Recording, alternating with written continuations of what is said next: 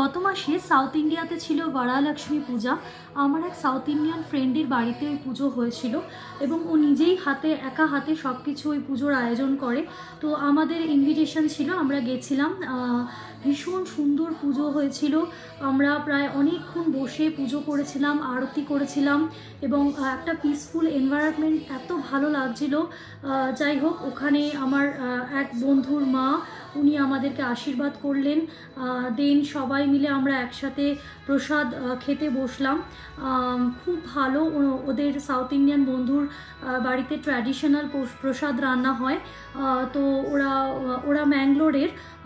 খুব সুন্দর প্রসাদ খেলাম। দেন সবাই মিলে একটু গল্প করে তারপর বাড়ি চলে এসেছিলাম।